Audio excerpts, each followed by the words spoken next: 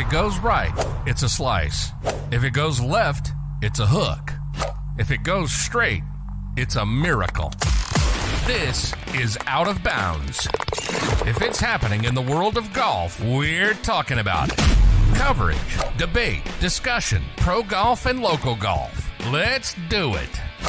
This is Out of Bounds. And here are your hosts, Nate Sharman and Josh Durso. All right, it's time for another episode of the Out of Bounds podcast. Josh Durso and Nate Sharman here breaking down an underappreciated week in professional golf. Of course, the big news of the week was Brian Harman getting his first major victory at 36 years old. We have plenty of other golf news, including some good news about another lefty.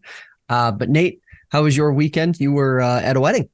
Yeah, I was at a wedding outside of Philadelphia, so I didn't get to really watch the golf too much. Did watch a little bit of it from the hotel room, and was following along on my phone a lot too. With it being in the morning, a little bit easier for us to watch there. But what a weekend from Brian Harman. Wow. Goes and gets that victory, right? He was better than by anybody by a mile, right? So we can talk a lot about how Brian Harman waggles a little bit here and there, but he was better than anybody in the field. That really is all there is to it. Brian Harman, very deserving, and he's now an Open Championship winner, a champion golfer of the year. Did that bother you at all? Bothered me watching it because it seemed like the broadcast crew was paying a little more attention to the pace of play by Harman, despite the conditions, even though we see slow play week in and week out. Right. Yeah. I don't know. I'm a little bit sensitized to it at this point, Josh. I think, is he slow? I don't know. I don't know if he's exactly slow. He definitely takes a little while to hit it for sure. But it seems like almost every guy out there, there's a few out there that don't. Brooks comes to mind immediately, right? For that. Of course. For not doing anything like that. So I think it's okay, right? Because, he was learned to not hit the ball until you're ready to go, right? That's something that we've been taught a lot as golfers. So I think I'm okay with it. It's definitely something you should point out, right? And it didn't look like it impacted, the final group or on Saturday or Sunday, them being put on the clock or anything like that, or any big gaps in the golf course. So I think it's fine as long as he's not holding up play, which I don't think he was. The Open Championship, they're long rounds in general at that tournament. What they choose to do is put everyone off the first tee and just kind of go like that. So they're playing 5-hour rounds no matter how slow you are. So I think that's more of a problem for everybody, and not just specific to Brian Harman, but it's definitely something that you notice when you watch him, because I think they had a waggle counter on him once, and I think he did it 13 times. He waggled and looked at the hole before he hit it. So it's definitely something to point out. Yeah, I think it also kind of pointed to I don't want to say like the boredom that some people saw with this, and we'll talk more about this in a little bit here, but he wins by 6. So let's get into it. Brian Harman is your champion golfer of the year. He laps the field, winning by 6 at Royal Liverpool. Tom Kim, Sepp Straka, Jason Day, John Rahm finished runner-up at 7 under par.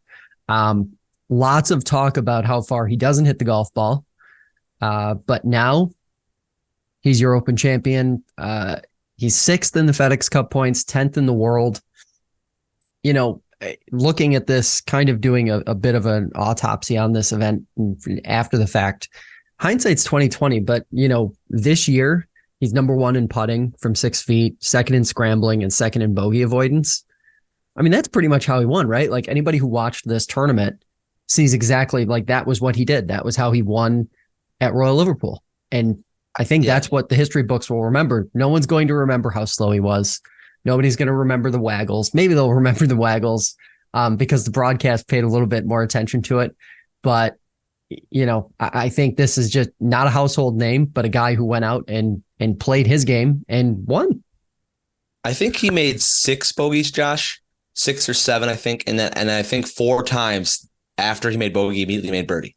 So that's, something that even though you're going to make a couple bogeys in an Open Championship or any major for that matter, but it's how you come back from them. And Brian Harman was able to kind of channel that too. It looked like on Sunday, I think he was 2 over on his own ball through about 4 holes. And it looked like there was a little bit of door opening for a guy like Cameron Young or John Rahm to make a run at him. Eventually, first of all, he made a couple birdies in a row and got it back to even par about the turn. And plus, no one really made a run at him too. He was just so far ahead that it was really challenging to make that run at him. So kudos to Brian Harman for being able to, rep a short Kings out there, right? As I was saying all weekend, at standing tall at 5'7", lefty too. So definitely a little bit of a different open champion, which is cool too. The British fans weren't big fans of him, being an American from the South too. It almost felt like a little bit of, or trying to, especially in the broadcast too, we're trying to hex him a little bit, right? And try to get him to not win, but he kind of was able to kind of push through that. It was cool after the event, Josh. I don't know if you saw this, but Brian Harman had a really cool quote where someone asked him about, the atmosphere, right? With the fans cheering for the British players and against the Americans, which is something you see year in and year out. And he said it helps him. His one fan yelled at him and heckled him and said, you're not going to be able to finish this. You're not going to be able to go through this. And he said he was able to kind of compartmentalize that and really push through. So awesome for Brian Harman. As an American watching that, pretty cool to see an American go over and win that event. Yeah. And I would also kind of add to that as well, that maybe that's part of what has me feeling a little perturbed by how this whole thing was presented, because it did feel a bit like the broadcast was contributing. Like, obviously he was not the fan favorite. Clearly over in Europe, why would he be? Any American? But for the broadcast to feel like they were contributing a little bit to that root against mentality, it feels weird for golf, because golf is like, and I saw this a couple times on Twitter, golf's like the only sport where you don't really see outward rooting against anyone. So when we see it, and when we see it in one of the sport's biggest events and most historic, it's either off-putting or it feels odd. And that's kind of where I was with that, especially on Sunday. He was clinical. I think he had one bogey all day, and he followed that bogey up with one or two birdies. He was clinical in his performance. And I feel like if, it were Tommy Fleetwood who was doing that, or John Rahm who was doing that, it would have been celebrate, celebrate, celebrate all the way down, all the way through the back nine. And instead we got a lot of, well, when are the wheels going to fall off? Or when are they going to fall off? I don't know. Another the hometown kid and Tommy Fleetwood, he's from not too far away from Royal Liverpool, right? And then you have Rory McIlroy, who was a fan favorite over in Europe too. So, just with those two guys, being around, Tommy Fleetwood really played kind of rough on the weekend. He played a really good Thursday round, but I think the broadcast and everything really feeds off the crowd, right, Josh? Yep. And I think, like I said, how those two guys are hometown favorites, it really plays a factor in it. So I don't know if I necessarily blame the broadcasters, but it was definitely something to point out too, because they definitely didn't want the American to win. Yeah. And another point to this as well. While I think there were some golf fans or just people watching who expected or thought he might falter coming down the stretch, I kind of looked at it the opposite. This is a guy who I think, according to the stats, has had like the most top 10 since 2017 or something ridiculous like that. He is one experienced SOB when it comes to playing in all events, all PGA Tour events, period. So, not really a surprise that he was able to hold it together, stay steady, and get the win. If you're Zach Johnson, captain of the US Men's Ryder Cup team, how are you looking at your selection process now? Like, this weekend clearly changed some things. Changed some things big time. It's really compelling to look at too. Just looking at the auto qualifier. So we have a few more weeks, right? We have I think we have 4 tournaments before those auto qualifiers are set. Yep. So I think this is really interesting, because we thought we had our kind of 6 in stone. We did not think Brian Harman would win the Open Championship. But with that Open Championship, Brian Harman thrust himself into the Ryder Cup. I was talking to somebody and, will Brian Harman get on the Ryder Cup team, as a captain's pick? Will Zach Johnson bring him? No, Ryder Cup. Brian Harman is going to be probably going to be an auto qualifier. He's sitting in the 4th spot right now with a few weeks left. So you have Scheffler, Brian Harman, Wyndham Clark, Patrick Cantlay, Brooks Koepka, and Xander Schauffele. With Brian Harman jumping in, that kicks out Max Homa. And so you have like guys like Homa, JT's looking out, who we'll talk about a little bit more, but JT's really having a tough year. You have guys like Tony Finau looking out, Keegan Bradley, who's won multiple times this season on tour. And it's just going to be really interesting for Zach Johnson, because, you have 2 more non-elevated events before the playoffs, with the 3M Open coming up here in the Wyndham Championship next week. It's going to be really interesting to see if Justin Thomas plays well, because he's sitting right now on the outside looking in for the playoffs and the outside looking in my opinion, for the Ryder Cup. And this is Justin Thomas, a guy who is a very storied player in the U.S. history, has a really good record at the Ryder Cup and has a really good team camaraderie to him. So it's going to be really, really interesting to see if he gets on the Ryder Cup team. That's what everyone's going to be talking about. Do you think Zach Johnson takes Dustin Johnson, or Zach Johnson takes Justin Thomas right now to Italy this coming up? No, I mean, I made a TikTok about it over the weekend. Look, I think that this pretty much shut the door, right? Because we're running out of at-large picks, and I know Harman on paper now is an auto qualifier, but he still has that air of like a captain's pick, because you can't not bring a guy like Max Homa, right? Like you can't not bring a guy like Cam Young. You can't not bring a guy like Keegan Bradley or Ricky Fowler. They've won this year. They've played consistent golf all year. So now, like, looking at like the top 12, you're kind of left with do you take a Colin Morikawa, or do you take a Justin Thomas, or do you like maybe take Sam Burns? Jordan Spieth is another guy. He's well inside the top 12. You can't not take him. Jordan Spieth's on the team. Right. So like there just aren't that many. This to me, I think before we might have had 3. I think I kind of calculated around like 3 spots that were open for kind of like anybody picks. Now we're down to 2 because of this. And I just don't see a scenario where Justin Thomas, unless he wins, like he's literally, he's barely in the FedEx Cup playoffs. As of today, he's out. Is he out now? Yeah. See, there you go. So that's, to me, a huge, like, he's basically got 2 weeks now. He's got 2 weeks to do something. And short of winning, I think even if he finished T2, T3 in back-to-back events, I don't think that's enough. Yeah, he's probably got to win. Yeah, I think he's got to win something on the tour since last year's PGA Championship. So I think he definitely does need to get a win. And if he does get a win, Josh, and I said the word compelling that becomes another adjective for compelling, right? If he does able to win one of these events, he's in the field this week in Minnesota. So I would be, wow, that would be just an insane kind of position for Zach Johnson if Justin Thomas does get the win. I would love to see it though, because it would be fun to watch and see who he picks. Yeah, and also just as a quick note here, talking about Ryder Cup, Sepp Straka, man, he is. I know he's not on paper an automatic qualifier, but this guy is an automatic qualifier. Let's just call him that, because that's what he is. Golfer, absolute golfer. Yeah, he's going to be a fun guy to watch, because he'll be around for a little while too. One of those European guys you're going to, hate playing against, right? When you think about that, you think about guys like Sergio Garcia, Ian Poulter have been guys for that European team that have been, tough to watch against. I think Sepp's going to fall into that category because he's got some game. That's for sure. Oh, yeah. Kind of compare him to a Wyndham Clark, honestly. I feel like they have similar styles, mash the ball a million miles, and then just kind of like get around. It's interesting. So let's talk a little bit about our bets.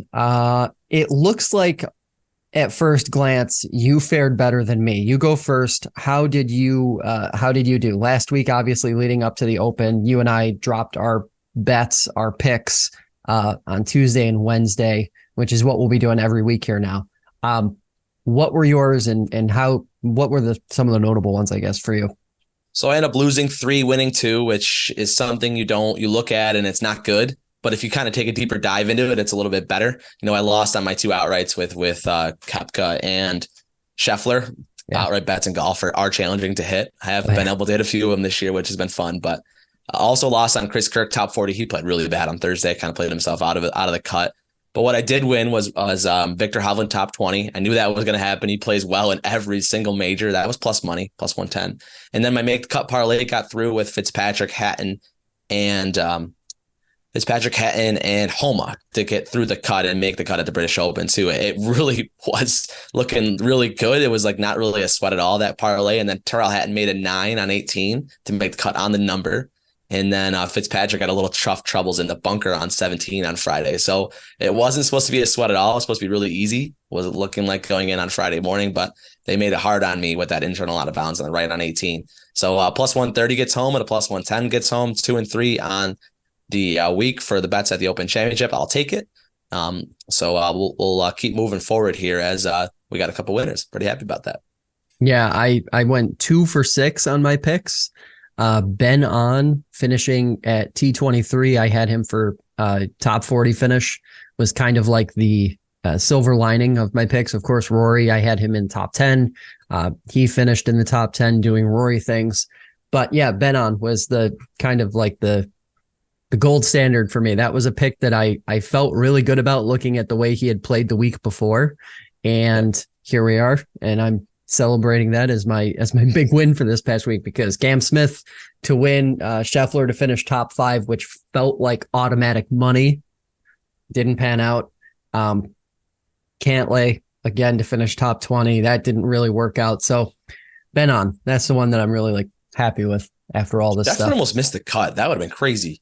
He made birdie on 18 to make the cut on the number, and this is the first time, and I don't know how many events, 12 events that he's not in the top 10 or something stupid like that. So he didn't seem to strike the ball bad, and he hit the ball well. It's something we've talked about a million times, right? His putting just was suspect for him, which is so weird. We just keep talking about putting for Scotty and how it's going to eventually figure itself out, but it still hasn't. But he's still the best ball striker on tour, I would say, as he's continued to do that. He played well on Sunday. I think he shot 4 under on there to get himself a little bit better and better position. But still, not having Scotty in contention in an event, in a big high profile event like this, was a little bit strange. He was kind of a victim of the bad draws too on Friday afternoon. It was windy. It was a little bit rainy too. So he had to really kind of struggle through those conditions. Brian Harman was able to lay down a nice 65 on Friday morning. Not a lot of wind out there. Put out 4 birdies and a closing eagle for a 6 under round too. So pretty impressive stuff. But it's so important to get that, that right draw, especially in Europe, because if you get it on the golf course with the wrong time, with some of those 20-mile-an-hour winds, it makes getting around that track very difficult. Yep, no doubt about that. I believe that stat, because I saw it a couple days ago as well. The last time Scotty Scheffler finished outside the top 12 was week 8 of the 2022-2023 college football season. So basically it goes back to last fall. That's a streak that's been going for, God, he closed in on a year on that one. We'll see how he plays here heading into the playoffs. Opposite field event, the Barracuda Championship at Tahoe Mountain Club. Akshay Bhatia gets his first win on tour. Big win for Akshay, of course. Young guy, busy on social media, a lefty. What are your thoughts on that? He beats out Patrick Rogers there in that Stableford event. Well, day for lefties, right? Brian Harman gets the Open Championship victory, and Akshay Bhatia gets his first win on the PGA Tour. But it's just a really cool event at Barracuda every year, right? With a lot of the top players, we talked about this a few weeks ago, but a lot of top players over the pond playing in the Open Championship and last week in the Scottish Open too. It makes so much, valuable for these guys to play in these events, right? Because they don't have to play against these top players, right? That are going around on the PGA Tour, able to kind of play a little bit different event with it being Stableford and Lake Tahoe, which is really cool because the Stableford event is something that's really funny because you're not really thinking about it being Stableford, and you go look after the first day and 17 overs leading the tournament, right? So, which is something that's kind of interesting and something that's it's easy to understand once you kind of look into it. But always a different scoring event, I think, is cool and something that's kind of fun for golf fans too. Because Stableford is a great event because you can make it. You make a double bogey, and you if you keep hitting it, you just pick it up because you can't lose any more points after a double bogey. There's no difference if you make a double or a triple or a quad. So I think it's kind of something fun for golfers to play. That American Century Championship that Steph Curry won, that's also Stableford. So if you're having a tough day, you can just pick it up and move to the next tee box and not have to really crush your score that day. So I think that's why Stableford is really cool. And it's something that, amateur players can play, I think, too. It would be a lot of fun. So definitely look into the Stableford event too. As it's on the PGA Tour, it's a lot of fun to watch. Yeah. And I just think, one, this is great to have Akshay get a win. He's one of the tour's big young stars. But the other part of that is what you just keyed in on. These non-stroke play events. I've said it before, I'll say it again. I think the tour needs to lean more into these because they're more interesting. They're more compelling. They offer something different that isn't just your plain Jane boring stroke play. Stroke play is exciting for us, right? Like we as like hardcore golf fans love it, but your more casual viewers, it is much easier to understand in the same way that a 3-pointer in basketball is worth 3 points, that a birdie is worth 2 points. And it kind of correlates better with other sports. So I think it makes golf more watchable for the casual fan. So I think that's huge. Yeah. Difference is always good too. That's something we've talked about before, but just changing it up and not doing, and like you said, not having the same stroke play event every week where we see, 40 plus times on the PGA Tour. Just having to kind of use your brain to understand something a little bit different, I think is fun for golf fans. So keep doing the Barracuda Championship. I know Monday Q on Twitter loves it too. So I love following it through him. Yeah. And this weekend, we've got the 3M Open coming to TPC Twin Cities, the biggest names in the second to last regular season event, right? We've got one more after this week, and then we get into the playoffs, the Wyndham next week. Tony Finau, Cam Young, Sung Jae Im, Hideki Matsuyama, Justin Thomas, JT desperately needing a win, Sepp Straka, and then, of course, Ludwig Aberg, one of the up-and-coming European players as well. So perhaps some jockeying this week for Ryder Cup position on both Team USA and Team Europe. Yeah, it's more compelling to me is the race for the Ryder Cup and the race for the playoffs are more compelling than the actual tournament itself this week for me. Because if you look at the playoffs, they're a little bit different this year. Top 70 gets into that first event at the St. Jude coming up here in a few weeks. And if you look at the top 70 and you look at the bubble, there's so many important players, right? JT, we talked about, he's sitting at 75. I think Adam Scott's sitting at like around 80, and there's a few players that fill in that area too. So if you need to get into that top 70, it's not like before where you got into that 125, you get into the first event. No, you need to get in the top 70 and play well too. So because it goes from 70 to 50 to 30, it drops, in the next 3 weeks. So I think it's going to be really interesting to see where Justin Thomas finishes. I think a lot of eyes are going to be on him during his Thursday round in Minnesota this week to see kind of where he figures himself out. It's been a rough road for Justin Thomas, shooting 82 on Thursday at the Open Championship. So we'll see what happens. Two really fun races with the Ryder Cup and the playoff schedule coming up here in the next few weeks. Absolutely. And a week that just one of the things that kind of caught my eye at first glance was just a week for, I think it wouldn't be too much of a surprise to me if a guy like Hideki or Sanjay won this week. Two guys who are very, very good golfers, top 20, top 30 golfers in the world, who we haven't heard or seen a lot from so far this year, at least this calendar year. I could see one of the two of them going out winning this, and all of a sudden we're having yet another conversation about just how deep that top 10, top 15, top 20 is. That, though, is going to do it for this edition of Out of Bounds. We'll have our picks probably up later today and then tomorrow for this upcoming event. Watch for those on TikTok and YouTube before the 3M tees off. Subscribe to the show on Spotify or Apple Podcasts. Follow us on TikTok, YouTube, and Instagram. And of course, if you're out there playing, you know the drill. Whether it's down the middle or out of bounds, keep on swinging. You've been listening to Out of Bounds. If it's coverage, debate, or discussion of pro and local golf, we'll be talking about it. Be sure to visit the website at fingerlakes1.com. Find us on TikTok, Instagram, and Twitter at Out of Bounds FL1. See you next time on Out of Bounds.